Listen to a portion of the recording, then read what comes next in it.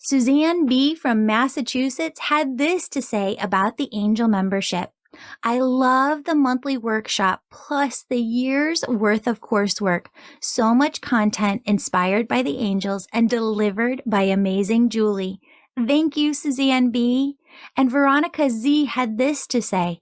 I love the weekly member calls. I've learned so much and enjoy sharing in the small groups.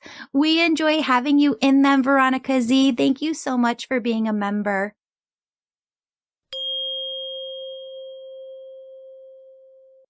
Hello, beautiful souls. Welcome back to the Angels and Awakening podcast. I'm your host and author, Julie Jancius. Today, we're here with Michelle, who has beautiful angel stories to share with you. Michelle, welcome to the show, and thanks so much for your time and being here. Thank you so much for having me. I'm really excited to be able to share, how the angels have impacted me and also how your book has really been instrumental to that. Thank you. Yeah. Okay. I'm going to have you take it away and share your first story. Okay. So in 2020, I got pregnant and I found out that I was having twins. And so we were super excited, a lot of emotions with that.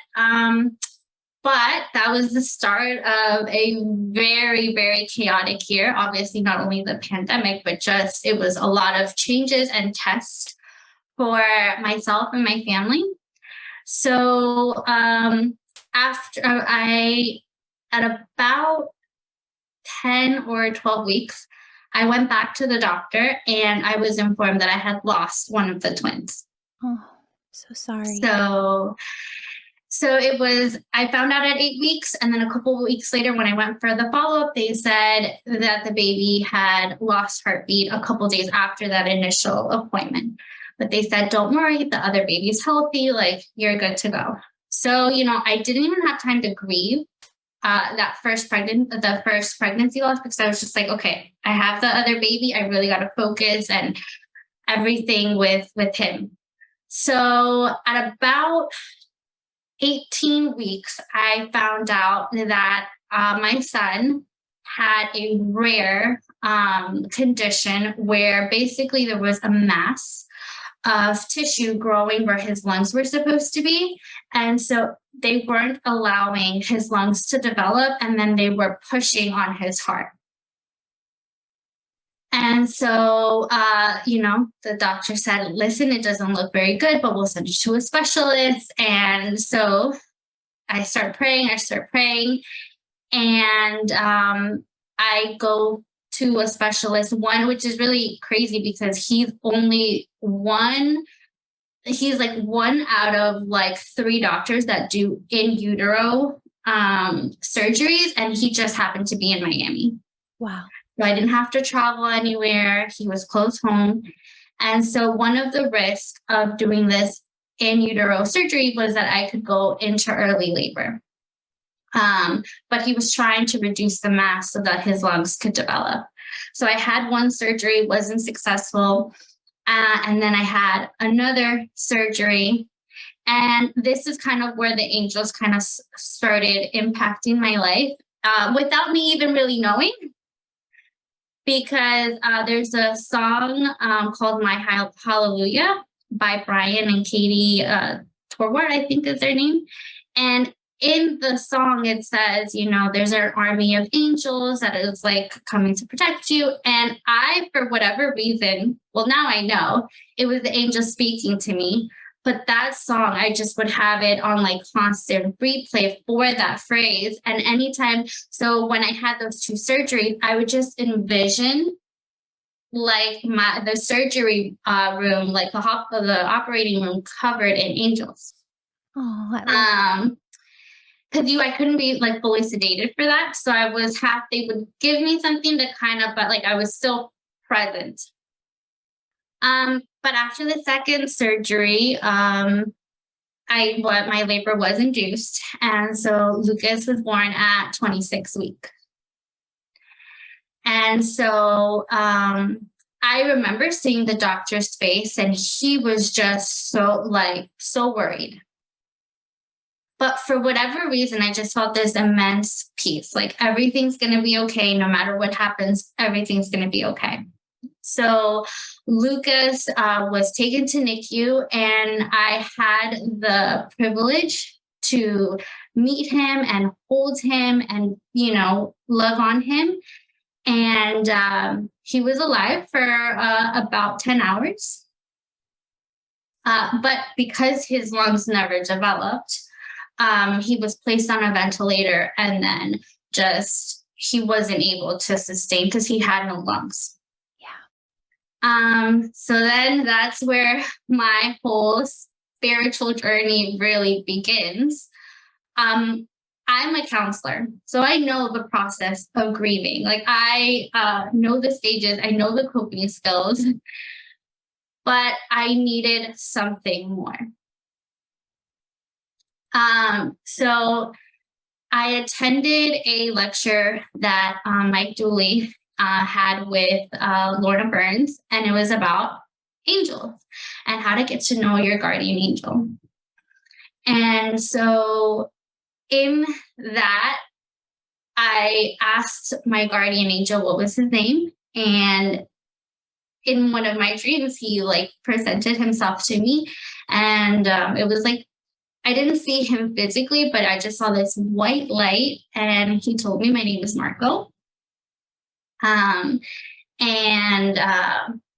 So this is how my relationship with my guardian angel started. And they had us do a series of little assignments. And one of them was just ask your guardian angel questions. And I remember I was really upset. And I said, Marco, were you with me throughout this whole ordeal? I supported this whole time, but I was upset. I sat down at our kitchen table and I just looked at him. And then all of a sudden it was just kind of having a flashback. When you think about a memory, that is where he took me. And he showed me that he was with me during the surgeries. He was with me during the NICU stay. I saw myself holding and rocking Lucas, and him just standing behind me and placing his hand on my shoulder. And he showed me right after I came home from the hospital, and I saw myself in my bed crying, and him just hugging me and supporting me and loving me. So that was my first encounter with this. And I was I want to know more. So I have a very, very dear friend who I know now the angels definitely, played a part in us reconnecting in this lifetime. And so she sends me your book. So I start telling her about these things that are happening and how I want to know more and I want to connect. And so she sends me your book for my birthday. And I will say that your oneness meditation has really just changed my life. I do this every day because it really does help me just to feel peace and just that reminder that I'm constantly being supported by my angels. Yay. So I'm doing the work and I'm getting to know my different angels and things like that. And I go to get a spiritual Sufu healing class. And during it, I am able to connect with my great-grandfather. Mm-hmm. And when I'm doing the Sufu healing session, I see him appear, but I've never seen a picture of my great-grandfather. And all I see is this man, and I freak out in that moment. And so the doctor that was guiding me through it, she goes, it's okay. Just walk up to him, ask him who you are. I walk up to him and I ask him, who are you? And he doesn't say anything. He just extends his hand When I grab his hand, I feel this immense peace. And then I see my kids. I see the twins. And I see them around 7 or 8, like they look like 7 or 8-year-old. And, I was carrying a lot of guilt. Mm-hmm.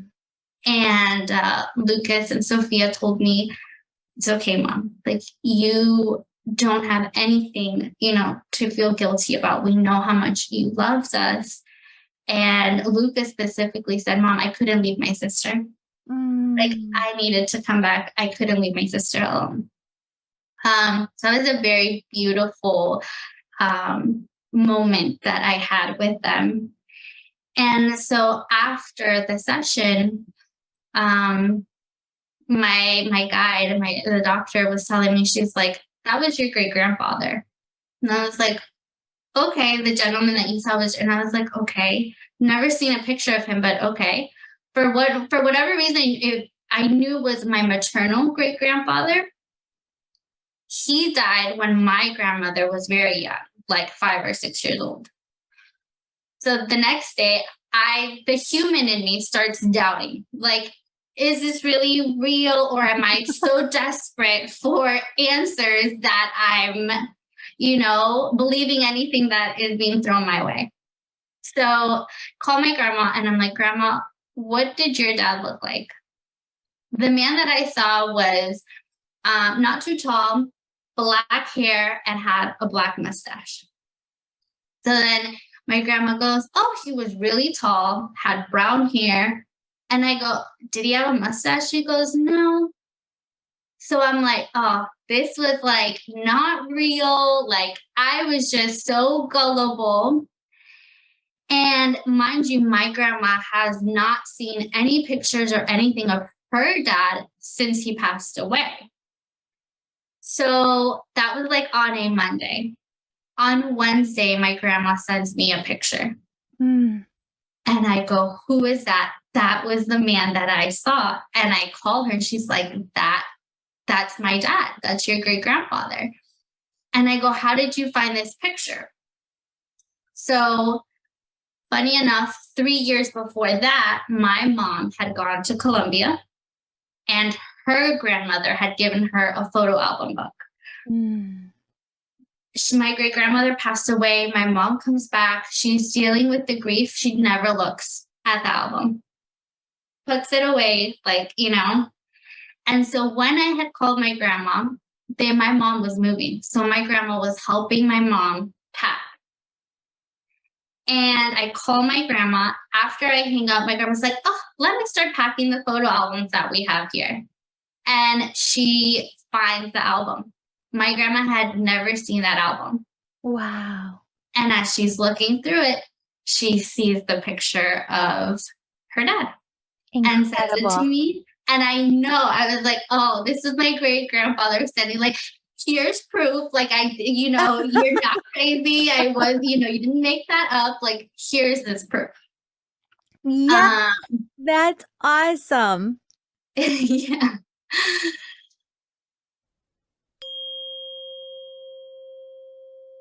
I want to give a big thank you to Jenna Kutcher for recommending me as the top intuition and manifestation coach. Because of her, I'm featured in this month's issue of Goss magazine. If you'd like to work with me, join my Angel membership. A whole new year of content and live events begins January 1st. The biggest impact I've seen is the Angel membership has helped countless people move from feeling stuck, grief-stricken, frustrated, anxious, lonely, or depressed to feeling constant support, joy, love, bliss, ease, and peace because it's like they learned the angelic secrets to living life. I've watched so many souls take the tools in the membership and manifest the perfect relationship, the job they desire, or that special something that's been calling to them within their heart. So if your angels have been calling you to join the Angel membership, That is a message. They're saying to you, hey, we know where you're going and we're trying to help you get there, but you need these tools in the angel membership to do so. If you need a scholarship, friends, a link is in the show notes below. If you want more info and a special promotion, use the link in the show notes to register for a discovery call this week. Don't miss the most transformative year of your life. Angel members, we start a whole new year together as a community on January 1st. Register today at theangelmedium.com. So I know they are part of my spirit team, my great grandfather and my kids. And then most recently, July 10th was Lucas's second birthday. So as I'm reading your book, I'm connecting with Archangel Chamuel, and I'm asking them, please, I really want to be able to connect with the kids on their birthday. Don't know how. I didn't give them any specifics, but I was like, but I want to be able to connect with them. So when they passed, I would see dragonflies everywhere. I started to see them more than usual. So I had looked up what that meant, and I found this beautiful quote that just says, dragonflies have two sets of wings, so that angels can come and visit you. And so I was like, okay, so I know that whenever I see a dragonfly, it's my kids coming and being around me. So anyways, I do my meditation, I connect to Archangel Chamuel, and I'm like, I want to be able to connect with them on their birthday. And July 10th comes, and I'm putting away groceries, and I'm in the garage, and all of a sudden I here's flickering, and I'm looking everywhere, and on the floor is a dragonfly. Wow. And in that moment, I knew it was my kids that came, and Archangel Chamuel that was guiding and allowed that gift for me to be able to spend and honor that time with them. I love that. So I take the dragonfly, I put it on a little plate. I have my son, because I do have an older son. And, I talked to him about angels and all, the dragonflies means that his siblings are visiting us. And I'm like, we sang the dragonfly happy birthday. We we thank the kids for coming to visit us. We told them how much we love them. And then I start, again, the human in me starts going, what if this dragonfly is actually hurt? And I'm here singing and having this whole thing. Because it had been several minutes, and it was so calm on the plate. So I'm like, well, maybe I need some water. So we gave it some water, and we continued, to talk to it. After about 15 minutes, it flew away like if nothing. Wow. So I know it wasn't hurt. Yes. But I will say that this experience has given me such a greater sense of peace. Mm-hmm. Losing a child is the hardest thing I think anybody can experience, no matter what stage in life you lose a child. And this work, being able to connect with them, being able to connect with my angels, has given me such a sense of peace. And I can talk about them and be happy because I know that they're still around me, that I can connect with them, that they're supporting me. And this grief has taught me, how strong of a person I am, but not only how strong am I, but the strength that I'm given. Yeah. By God, by my angels. So I just want to thank you, Julie, because you have been really instrumental, and your work has really been instrumental and has really continued to, open up my knowledge about this and give me a greater sense of peace and happiness. Thank you so much. Thank you. Thank you. Thank you for just your vulnerability, being here today and being willing to share your story. I want to ask you a question that keeps coming through so that other people kind of have a greater perspective. Do you feel like your education, learning how to become a counselor, and then working with people for so long helped you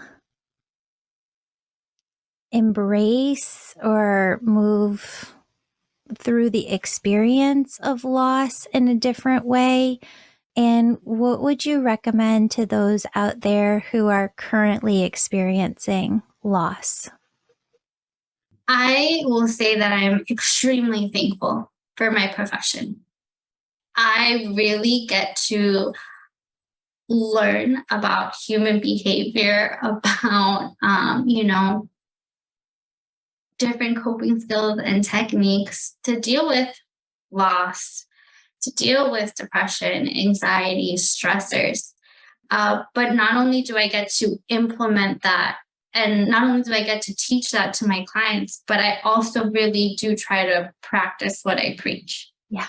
So, absolutely, um, being in the line of work that I am in was extremely helpful, to allowing myself to grieve and understanding the process of grief. So you are patient, because I think so many of us, when we're grieving, we feel such deep sadness that we feel like it's going to be eternal.